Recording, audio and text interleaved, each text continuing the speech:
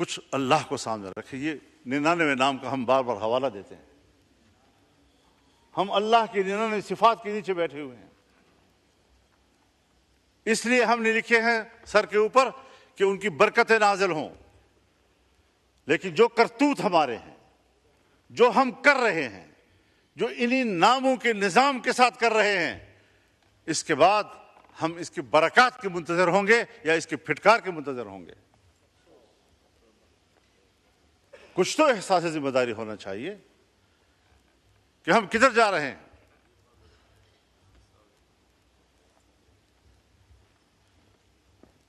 आज हमारा फिलिस्तीनी 60,000 से ज्यादा शहीद हो चुका है और अभी तक मेरे मुसलमान भाई का खून पी पी कर सहयूनी दरिंदों का प्यास नहीं बुझ रहा।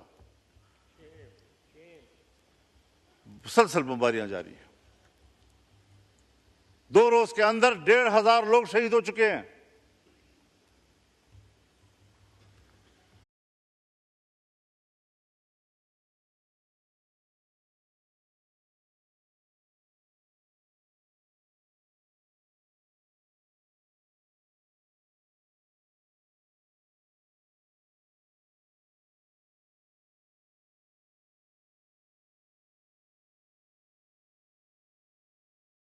मेरे पास तो कोई ऐसी रिपोर्ट नहीं है। उन्होंने अगर कोई वहां पर प्रेस टॉक की हो, मेरे इल्म में नहीं है। लेकिन मैं एक सियासी कारकुन के तौर पर यह तज्जिया कर सकता हूं कि उसने जरूर कहा होगा कि इंडिया पाकिस्तान के दरमियान जंग नहीं होनी चाहिए। उसने जरूर यह कहा होगा कि ईरान और इसराइल के दरमियान जंग नहीं होनी चाहिए। और उसने कभी नहीं कहा होगा कि इसराइल फिलिस्तीनियों पर बमबारी बंद कर दे। ये 3 जुमले मेरे पास हैं कि उधर से इंडिया पाकिस्तान जंग की बात हुई होगी, इसराइल और ईरान के जंग की बात हुई होगी, और कभी भी फिलिस्तीन के हवाले से ट्रंप ने बात नहीं की होगी। क्यों ये इम्तियाज बढ़ता जा रहा है? जहां पर सहयूनी मरता है, जहां पर मोदी मरता है, इससे तो उनको तकलीफ हो रही है। लेकिन अगर एक गरीब मुसलमान, गैर मुसल्लह मुसलमान, छोटे छोटे बच्चे, खवातीन, बूढ़े बुजुर्ग, उनका खून बह रहा है, पूरा शहर मलबे का ढेर बन गया है, इसका किसी को एहसास नहीं है। मुसलमान की नजर से ना इस्लामी दुनिया का बड़ा मुल्क है पाकिस्तान।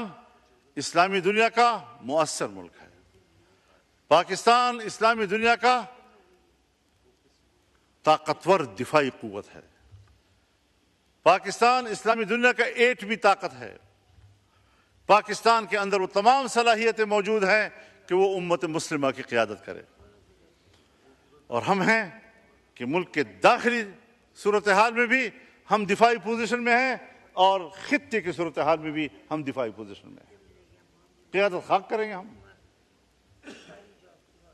यही पैगाम इस पार्लियामेंट से उम्मत मुस्लिमा को जाना चाहिए, OIC को जाना चाहिए। बैनुल-अक़वामी इदारों की कोई हैसियत अब नहीं रही। OIC एक दिखावा है, OIC।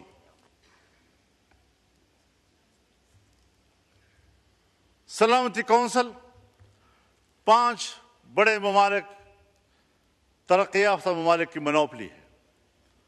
पूरा अक़वाम मुत्तहिदा और जनरल असम्बली अमेरिका की लोंडी है। जब वो चाहें हमारी सियासत पर भी कब्जा कर लें, हमसे कानून साजी का हक भी छीन लें, हम उनके दबाव पर कानून साजियाँ करते रहें, मईशत उनकी ख्वाहिशात के ताबे करें। और ये जो बजट पेश किया गया है, अगर वज़ीर ख़जाना साहब मौजूद होते तो मैं उनकी मौजूदगी में ये कहता कि वज़ीर ख़जाना साहब, ये बजट आपने तैयार नहीं किया, ये IMF ने तैयार किया है और आपने पढ़कर सुनाया है। आपके अंदर इस वक्त बजट बनाने की सलाहियत भी खत्म हो चुकी है। कब एक ताकतवर मुल्क की हैसियत इख्तियार करेंगे हम?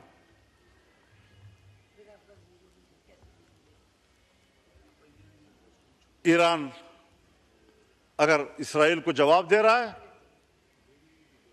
तो ईरान के हाथ रोके जाते हैं। अगर पाकिस्तान इंडिया को जवाब देता है तो पाकिस्तान के हाथ रोके जाते हैं। लेकिन अगर वो मुसलमानों का कत्लेआम कर रहा है तो उनको खुली छुट्टी दी जाती है। हिंदुस्तान के मुसलमान का कत्लेआम हुआ इसी मोदी के हाथों। ये मुस्लिम दुश्मन। और मैं एक बात और कहना चाहता हूं दोस्तों से माजरत के साथ कि इसको पाक इंडिया जंग न कहा जाए, ये पाक मोदी जंग थी, क्योंकि पाकिस्तान मुत्तहद था और हिंदुस्तान की हुकूमत को हिंदुस्तान में कोई ताईद हासिल नहीं थी। वो अकेले हिंदुत्व कार्ड खेल रहा था और एक सरकार पाकिस्तान पे हमला कर रही थी, उसकी अपोजिशन ने भी साथ नहीं दिया, वहां की अकलियत ने भी साथ नहीं दिया, वहां के सिख ने भी साथ नहीं दिया, वहां के मुसलमान ने भी साथ नहीं दिया। तो ये सिर्फ मोदी की जंग थी। तो जो अकेले जंग लड़ेगा और कौन साथ नहीं होगी तो ये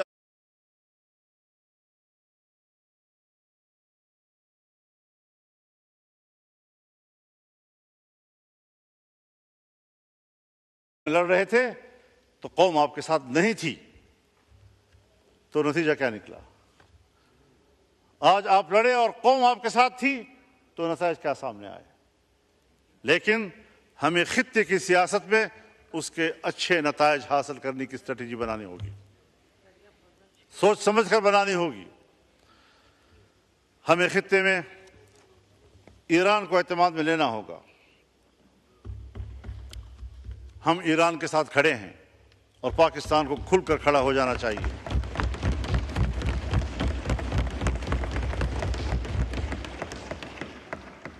हमें खुलकर अहले गजा के साथ, फिलिस्तीनियों के साथ खड़े हो जाना चाहिए।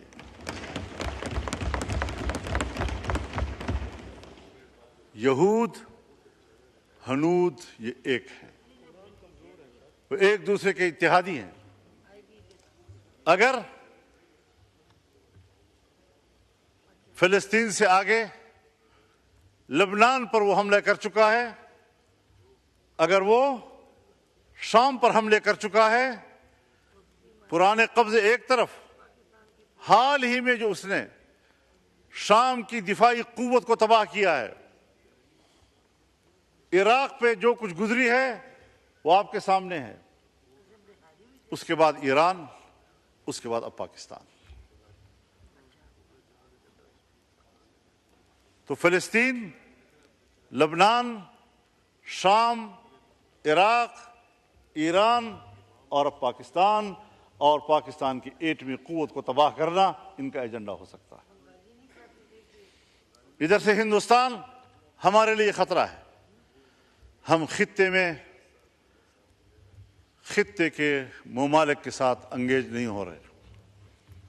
हमें वो पॉलिसी भी बनानी होगी। हमें अपने दोस्त ममालिक हमसे दूर होते जा रहे हैं। वो गर्मजोशी नहीं रही है जो किसी जमाने में थी और आज होनी चाहिए थी। तो ऐसी तमाम तर सूरत हाल में जनाब स्पीकर, हमें गौर करना होगा अपनी पॉलिसियों के ऊपर। बजट में मेंबरान अपने हलकों की बात भी करते हैं, अपने इलाकों की बात भी करते हैं। जनाब वज़ीर आज़म ने हमारे इलाकों में जिन मंसूबों का खुद इफ्तिताह किया था, आज उसी वज़ीर आज़म ने अपने इफ्तिताह किए हुए मंसूबों के फंड रोक दिए हैं। अब बताओ किससे उम्मीद रखें? तो अल्लाह के हाकिमियत के नीचे उसकी नियाबत तो हम कर रहे हैं, हमारे हुक्मरान कर रहे हैं। इसे कहते हैं अल्लाह की नियाबत, कि हम कानून पास करें